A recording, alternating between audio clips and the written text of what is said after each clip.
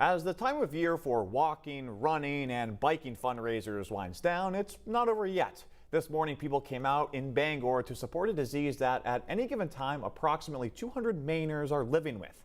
News Center Maine's Carly Dion has more from the Queen City.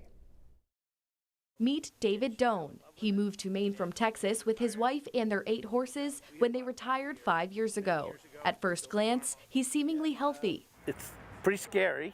But David was diagnosed with ALS, or Lou Gehrig's disease, almost 5 years ago. It affects the nervous system by weakening muscles and impacts physical capabilities. But all of a sudden I developed a limp in my leg. Went to the doctor. They thought it was related to an old pelvis fracture I had.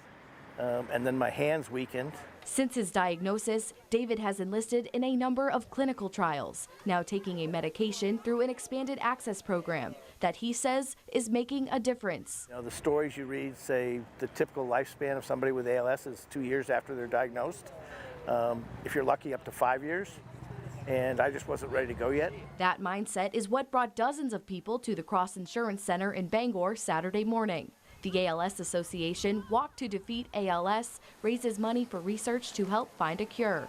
Event organizer Carrie Bosky thinks finding that cure is not just possible, but can happen in less than 10 years. But we think that the research is there, that if we can fundraise enough, dedicate that to our research, that we will find a cure by 2030. Also in attendance Saturday, Governor Janet Mills, who signed a bill in May that creates a mandatory statewide registry for ALS patients to better understand how this disease is affecting Mainers. Now we can learn more about the potential causes of this disease and better support patients living with the disease and their families. Patients like David, who says he's fortunate to still be able to walk, talk, eat, and breathe, but says many aren't as lucky. There's about 30,000 people living in the United States with ALS right now, and they need the hope.